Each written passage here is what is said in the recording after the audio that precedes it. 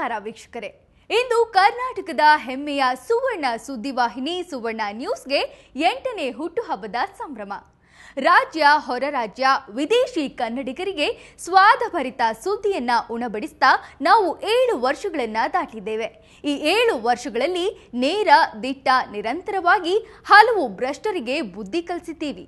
ಪಾತಕಗಳನ್ನ ಬಯಲಿಗೆಳೆದಿದ್ದೀವಿ. ಪ್ರಕೃತಿಯೊಡ್ಡಿದ ಸವಾಲುಗಳಿಗೂ ಕುಗ್ಗದೆ ಸುದ್ದಿ ನೀಡ್ತಿದ್ದೀವಿ. ರಾಜ್ಯ, ರಾಷ್ಟ್ರಗಳಷ್ಟೇ ಅಲ್ಲ, ವಿದೇಶಗಳಲ್ಲೂ ಎಕ್ಸ್ಕ್ಲೂಸಿವ್ ಆಗಿ ಸುವರ್ಣ ನ್ಯೂಸ್ ಲೋಗೋ ರಾರಾಜಿಸಿದೆ.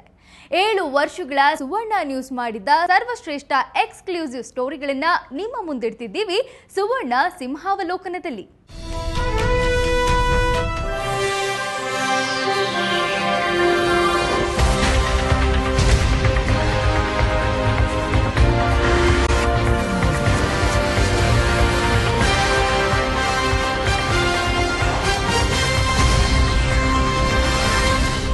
ಸುವರ್ಣ ನ್ಯೂಸ್ ಕರ್ನಾಟಕದ ಹೆಮ್ಮೆಯ ಹಾಗೂ ಜನಪ್ರಿಯ ಸುದ್ದಿವಾಹಿನಿ.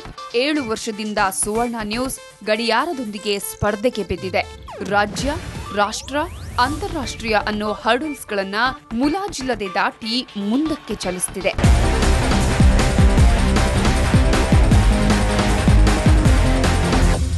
ವಿಷಯ ಯಾವುದೇ ಇರಲಿ, ಹೆಚ್ಚಿನ ಮಾಹಿತಿಯನ್ನ ಜನರಿಗೆ ತಲುಪಿಸೋದ್ರಲ್ಲಿ ಸುವರ್ಣ ನ್ಯೂಸ್ ಎಂದಿಗೂ ಹಿಂದೆ ಬಿದ್ದಿಲ್ಲ.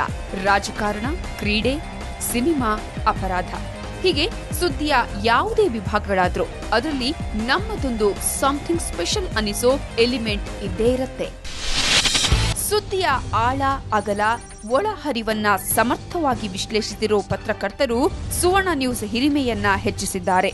ಮಾಧ್ಯಮ ರಂಗದಲ್ಲಿ ಸೆನ್ಸೇಷನಲ್ ಹುಟ್ಟಿಸೋದೇ ಎಕ್ಸ್ಕ್ಲೂಸಿವ್ ಸುದ್ದಿಗಳು. 7 ವರ್ಷಗಳಲ್ಲಿ ಸುವರ್ಣ ನ್ಯೂಸ್ ಪ್ರತಿನಿತ್ಯವೂ ಲೆಕ್ಕವಿಲ್ಲದಷ್ಟು ಎಕ್ಸ್ಕ್ಲೂಸಿವ್ ಸುದ್ದಿಗಳನ್ನ ನಿಮಗೆ ನೀಡಿದೆ. ಇಸವಿ 2010 ವೈದ್ಯಾಧಿಕಾರಿಗೆ ಜ್ವರ ಬರಿಸಿದ ಸುವರ್ಣ ನ್ಯೂಸ್. 2010ರಲ್ಲಿ ಸುವರ್ಣ ನ್ಯೂಸ್ ಕೊಟ್ಟ ಒಂದು ಎಕ್ಸ್ಕ್ಲೂಸಿವ್ ವರದಿ ಇಡೀ ರಾಜ್ಯದ ವೈದ್ಯಾಧಿಕಾರಿಗಳ ಕಚೇರಿಗೆ ಬಿಸಿ ಮುಟ್ಟಿಸಿತು. ಬೆಂಗಳೂರಿನ ಕೋರಮಂಗಲದಲ್ಲಿ ನಡೀತಾ ಇದ್ದ ಅಕ್ರಮವೊಂದನ್ನ ಸುವರ್ಣ ನ್ಯೂಸ್ ವರದಿಗಾರ ವೀರೇಂದ್ರ ಹೊರಗೆಳೆದ್ರು. ಸೇವಾವಧಿ ಮುಗಿದಿದ್ರೂ ಅವರಿವರ ಶಿಫಾರಸಿನ ಮೇಲೆ ವೈದ್ಯಾಧಿಕಾರಿಗಳ ಕಚೇರಿಯಲ್ಲಿ ಭ್ರಷ್ಟ ಗುಮಾಸ್ತನೋರ್ವ ಜಾಂಡ ಹೊಡಿದ್ದ. ಆತನ ಬಗ್ಗೆ ಸುವರ್ಣ ನ್ಯೂಸ್ ಸೂಕ್ತ ದಾಖಲೆಗಳನ್ನ ಕಲೆ ಹಾಕಿತ್ತು.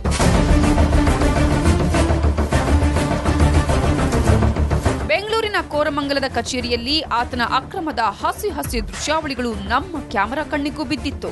ಇದನ್ನೆಲ್ಲ ಪ್ರಸಾರ ಮಾಡಬೇಡಿ ಅಂತ ಆ ಭ್ರಷ್ಟ ಅಧಿಕಾರಿ ನಮ್ಮ ವರದಿಗಾರನಿಗೆ ಲಂಚ ಕೊಟ್ಟ. ಅದಕ್ಕೆ ಪ್ರತಿಯಾಗಿ ನಮ್ಮ ವರದಿಗಾರ ವೀರೇಂದ್ರ ಆ ಭ್ರಷ್ಟ ಕೊಟ್ಟ ದುಡ್ಡನ್ನ ಆತನ ಮುಖದ ಮೇಲೆ ಎಸೆದು ವೃತ್ತಿ ಧರ್ಮ ಮೆರೆದಿದ್ರು.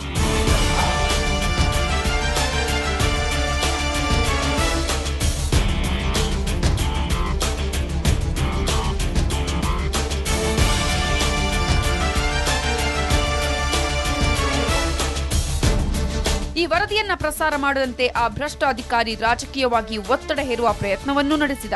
ಆದ್ರೂ ಆ ಭ್ರಷ್ಟ ಅಧಿಕಾರಿಯ ಸುದ್ದಿಯನ್ನ ಸುವರ್ಣ ನ್ಯೂಸ್ ಪ್ರಸಾರ ಮಾಡಿತು. ಇಂತಹ ದುಷ್ಟ ವ್ಯವಸ್ಥೆಯ ವಿರುದ್ಧ ಸುವರ್ಣ ನ್ಯೂಸ್ ರಾಜ್ಯದಾದ್ಯಂತ ಚಳುವಳಿಯನ್ನೇ ಆರಂಭಿಸಿತು.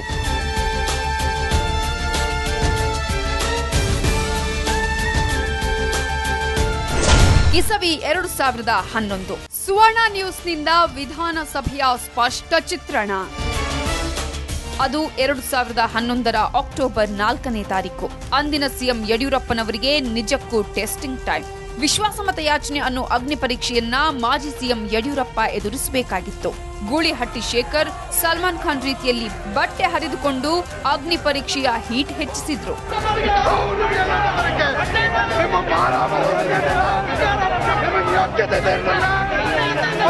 ಈ ಸಮಯದಲ್ಲಿ ಉಂಟಾದ ಗದ್ದಲದಲ್ಲಿ ಇಡೀ ಕಲಾಪ ಗೊಂದಲದ ಗೂಡಾಯಿತು. ಈ ನಡುವೆ ಸುವರ್ಣ ನ್ಯೂಸ್ ವರದಿಗಾರ ಸುಭಾಷ್ ಹುಗಾರ್ ಕಲಾಪದ ಬಾವಿಗಿಳಿದು ಅಲ್ಲಿನ ವಸ್ತುಸ್ಥಿತಿಯನ್ನ ವರದಿ ಮಾಡಿದ್ರು. ಆದರೆ ಸದನ ಮಾತ್ರ ಗೊಂದಲದಿಂದ ಕೂಡಿತ್ತು. ಯಾರು ಏನು ಮಾತಾಡ್ತಾ ಇದ್ದಾರೆ ಅಂತ ಕೇಳಿಲ್ಲ, ಸ್ಪೀಕರ್ ಮಾಡಿದ್ದು ಕೇಳಿಲ್ಲ. ಕನ್ನಡ ಸುದ್ದಿವಾಹಿನಿಗಳ ಇತಿಹಾಸದಲ್ಲೇ ಸದನದ ಬಾವಿಯಿಂದ ಕಲಾಪದ ಚಿತ್ರಣ ಕಟ್ಟಿಕೊಟ್ಟ ಏಕೈಕ ಸುದ್ದಿವಾಹಿನಿ ಸುವರ್ಣ ನ್ಯೂಸ್ ಮಾತ್ರ. ಇದೊಂದು ರೀತಿಯ ರಣರಂಗ ಆಗ್ತಾ ಇದೆ. ಹೌಸ್ ಆರ್ಡರ್ ಇರಲಾರ್ದಂತ ಸಂದರ್ಭದಲ್ಲಿ ಬಿಜೆಪಿಯ ಕೈಗೊಂಬೆಯಂತೆ ವರ್ತನೆ ಮಾಡಿ ಸರ್ಕಾರಕ್ಕೆ ವಿಶ್ವಾಸ ಮತವನ್ನು ಹೇಳಿದ್ದಾರೆ ಅನ್ನೋ ಮಾಹಿತಿ ಇದೆ. 7 ವರ್ಷಗಳಲ್ಲಿ ಸುವರ್ಣ ನ್ಯೂಸ್ ರಾಜ್ಯದ ಹೊರಗಿನ ಪ್ರಮುಖ ವಿದ್ಯಮಾನಗಳ ವರದಿಯನ್ನ ಎಕ್ಸ್ಕ್ಲೂಸಿವ್ ಆಗಿ ನೀಡಿದೆ. ಚಂಡಮಾರುತ, ಮೇಘಸ್ಫೋಟದಂತ ವಿಚಾರಗಳ ಎಕ್ಸ್ಕ್ಲೂಸಿವ್ ಗ್ರೌಂಡ್ ರಿಪೋರ್ಟ್ ನಾವು ಕೊಟ್ಟಿದ್ದು ಹೇಗೆ ಅಂತ ಹೇಳ್ತೀವಿ. ಅದಕ್ಕೂ ಮುಂಚೆ ಒಂದು ಚಿಕ್ಕದೊಂದು ಬ್ರೇಕ್.